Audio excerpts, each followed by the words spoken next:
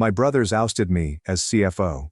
6 months later, they drove our $80 million company into bankruptcy.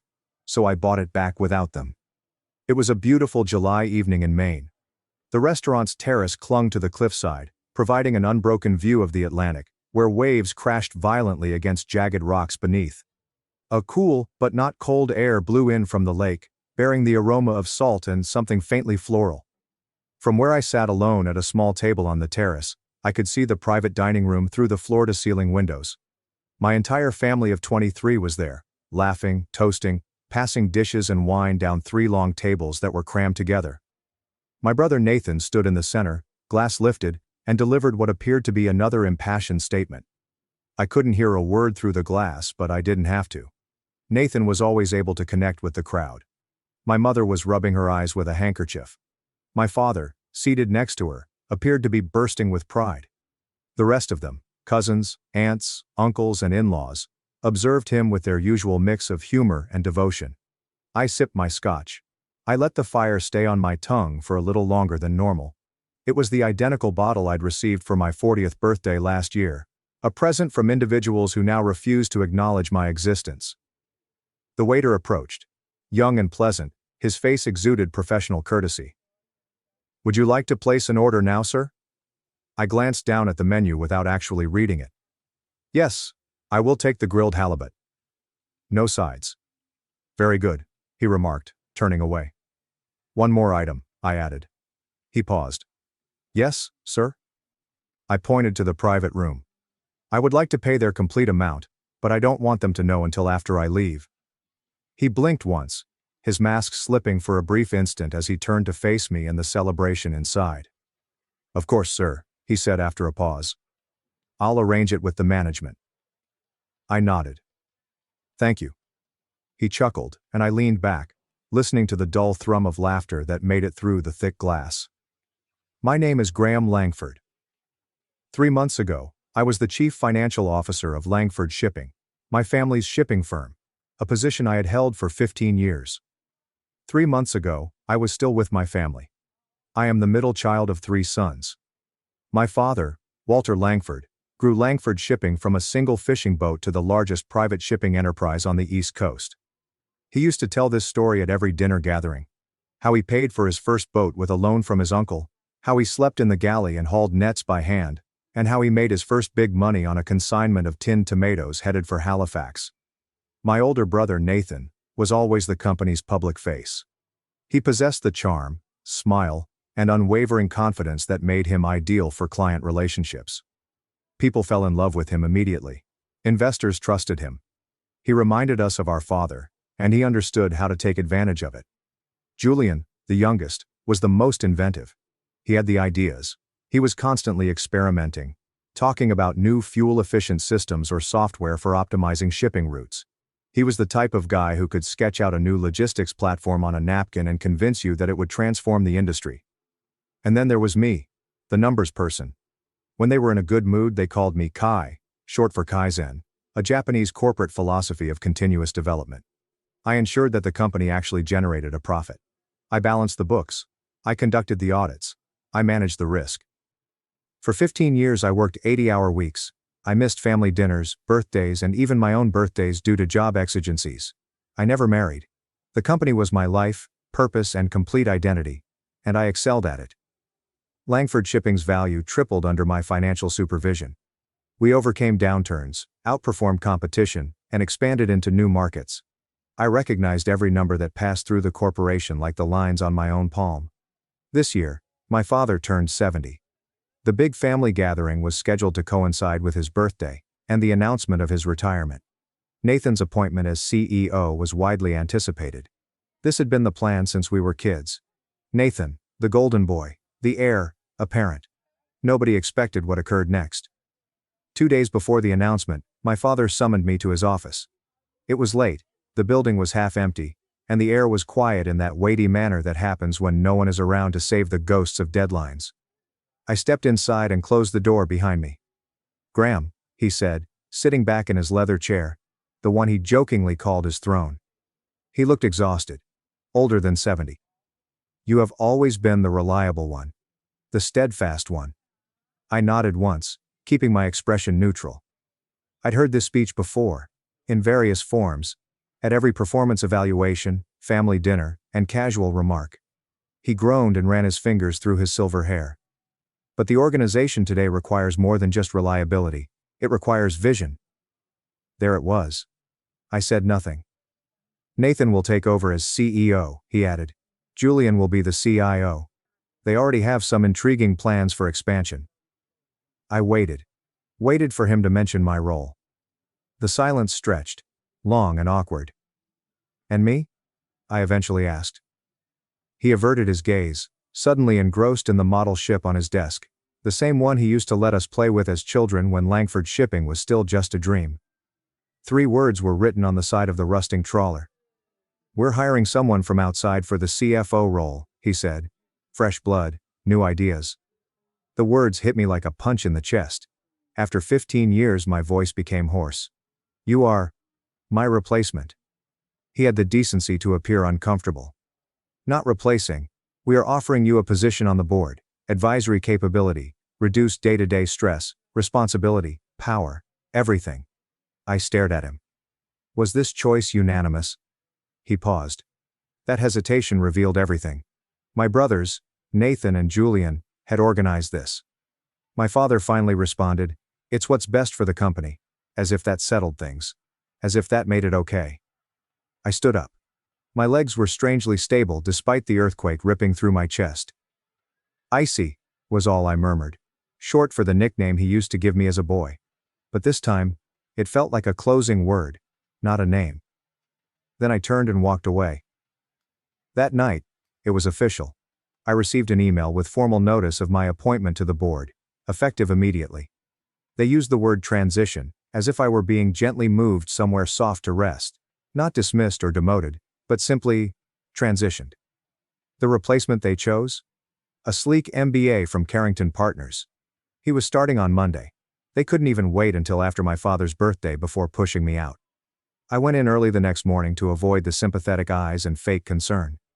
I kept my head down and my lips shut, gathering the debris of 15 years into 3 cardboard boxes, framed photos, a plaque or 2, and the coffee cup Julian gave me years ago that read, "Trust me, I'm a CFO." I threw it in last. As I was leaving, I entered the elevator, balancing the boxes like a man carrying his own gravestone. Halfway down, the doors reopened. Nathan stepped in. "Graham," he said, surprised. He glanced at the boxes in my arms. "What are you doing here this early?" I lifted the boxes slightly.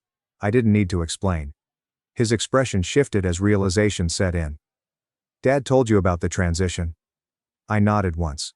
He paused, then gave me that polished, effortless smile he'd honed over decades. "Congratulations on your promotion." "Nathan," I replied evenly.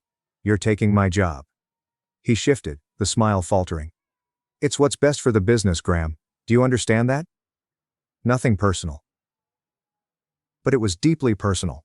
Everything about it screamed personal. Not just from him, but from Julian and Dad. The 3 people who were supposed to support me. Nathan shifted again, awkwardly. "You're still coming to Dad's birthday dinner, right? The whole family will be there." "Of course," I replied. My voice didn't crack. Didn't even rise. Just smooth, quiet and detached. I wouldn't miss it. The elevator doors opened. I exited without looking back. At home I left the boxes in the hallway. They sat there, untouched. As if they belonged nowhere. As if I didn't. 15 years. 80-hour weeks. Missed holidays. A marriage sacrificed. All for a firm, and a family, that could fire me without hesitation. But it wasn't just the firm. It was my family.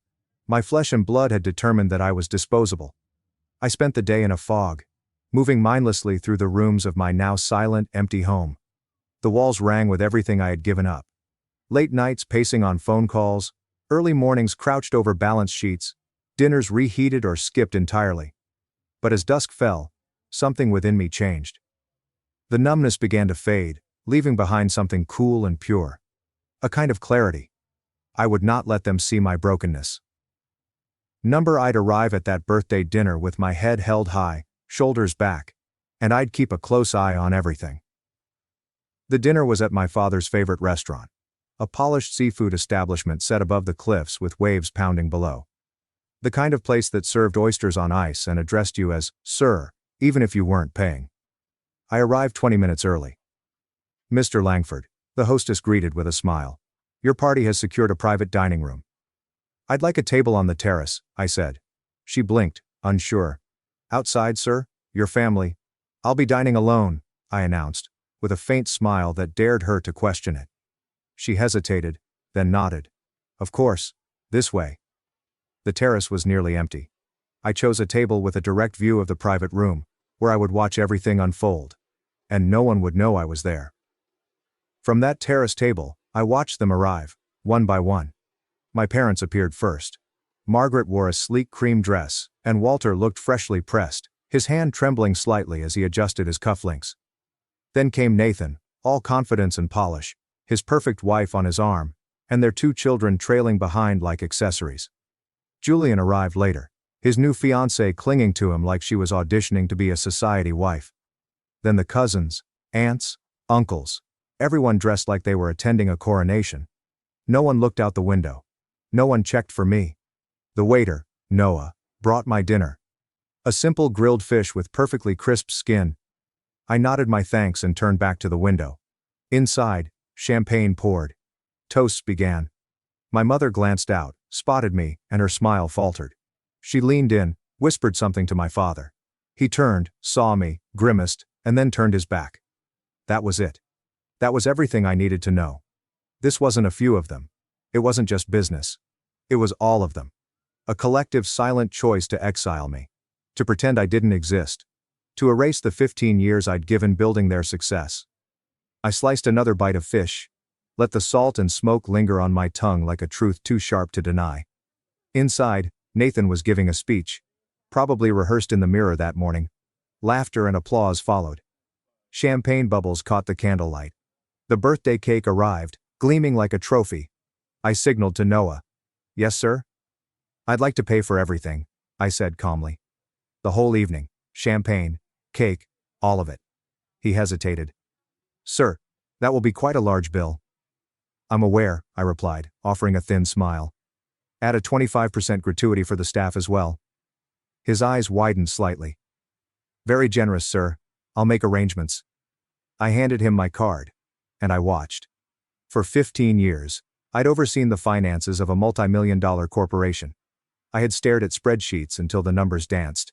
And over time, I started noticing things. Nothing major, just minor errors, odd transfer patterns, strange billing habits. So I started taking notes, quietly, thoroughly. I hadn't expected wrongdoing. It's just who I was, careful, methodical. Those traits weren't sexy at board meetings. They didn't get standing ovations, but they kept the company solvent. They also left behind a record of everything. Every transaction, every inconsistency, every questionable judgment Nathan and Julian ever made. I didn't take any company files when I left. I didn't need to. Everything I needed was already secured. Not out of vengeance. Just good accounting. Inside the private room, my father leaned forward and blew out the candles. Applause echoed faintly through the glass. Glasses clinked. The chorus of "Happy Birthday" vibrated against the wood-paneled walls. I took another sip of my scotch. Let the burn anchor me in the moment. Noah returned with the black leather folder and my credit card. "Everything has been taken care of, sir," he said, handing me the receipt. "The management asked me to thank you for your generosity." I signed the slip, slid a few extra bills into his hand, then added, "One more thing." "Yes, sir?" "When are you going to tell them the bill has been paid?" He checked his watch. "The manager said he'd inform them when they ask for the check. Should be soon." "Perfect," I replied, rising and adjusting my coat. I looked one last time through the thick glass at the world I'd once belonged to. The family I'd helped build. The empire I had sustained with quiet diligence. "Tell them." I paused, choosing my words carefully. "Tell them it was a gift from the former CFO." Noah's eyes widened slightly. Then he nodded. "Yes, sir. I understand." I gave him a final nod and turned toward the exit. As I stepped into the parking lot, the air hit me differently, cooler, freer. It was like removing a heavy coat I didn't realize I'd been wearing.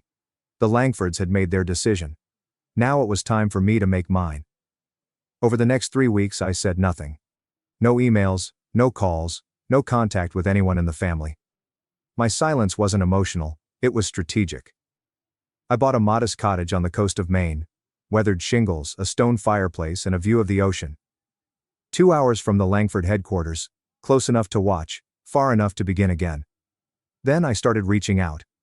Not as a rival. Not with bitterness, just polite check-ins. How are your kids? How's the new CFO working out? Been on vacation? These were clients who always preferred working with me, those who valued discretion and reliability over charisma. I didn't mention I'd left Langford Shipping. I didn't need to. They told me everything I needed to know. Service had declined. Response times were slow. Prices had gone up with no explanation. Longtime clients were frustrated, confused, or ignored. And the rumors spread. Julian had implemented a new logistics system that didn't account for tide schedules or port availability. Nathan had acquired 2 ships without infrastructure or strategy. Just impulse, and borrowed money. Everything was unraveling. 3 weeks after the birthday dinner, the first call came. Graham. Nathan's voice was too bright. How've you been? I let the silence stretch. Fine, Nathan. What can I do for you? He cleared his throat. We're having a bit of trouble with the Anderson account. They're threatening to walk.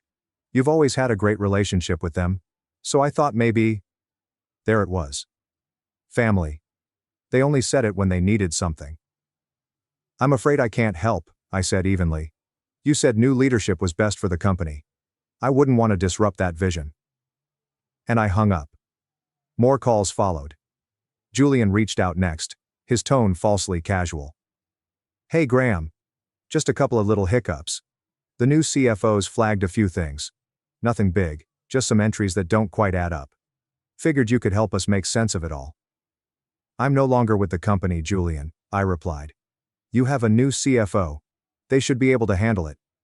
Yes, of course, but some of this goes way back. It'd really help if. I'm sure your new team is more than capable, I interrupted. I'm confident they'll figure it out.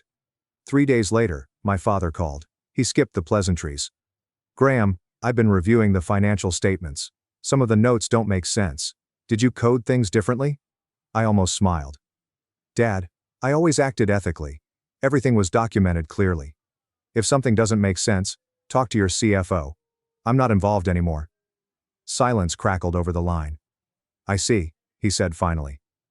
I hope everything works out, I added, and ended the call. Meanwhile, I was building something new. From that small cottage by the sea, I launched my own consultancy, focused solely on maritime financial operations. I wasn't looking to create an empire. Just something honest, efficient, and mine. Clients came to me. First those I'd worked with in the past, then new ones, drawn by my reputation for precision, reliability, and calm under pressure. In 2 months, I hired an assistant. In 3, a team of 3. And all the while, I watched. Langford Shipping was imploding. The new CFO barely scratched the surface of the tangled mess Nathan and Julian had created. My private records, painstakingly kept over 15 years, revealed a pattern of recklessness masked by charm and ambition. Nathan's expansions were financed on fantasy. His projections weren't grounded in industry reality. Julian's logistics upgrades caused delays, chaos, and client frustration. Longtime customers began leaving, first quietly, then in waves. 4 months after my quiet exile, Langford Shipping filed for bankruptcy. The company I had helped grow, through sacrifice, sleepless nights, and financial stewardship, was collapsing under the weight of arrogance and short-sightedness. I didn't rejoice. They were still my family. But I'd be lying if I said there wasn't a hollow kind of vindication. I wasn't too cautious. I was the only one keeping the brakes from failing. And now the vehicle had gone straight off the cliff. A week after the bankruptcy announcement, the final blow landed. The Langford family home, the house where I grew up, where my mother planted roses and we learned to sail, was listed for sale. It was being liquidated to pay creditors. That was when my phone rang. I saw the name and hesitated. It was my mother. Graham. Her voice trembled. Please. We need your help. I said nothing. Your father won't admit it, she continued. But he's broken. This is killing him. She paused.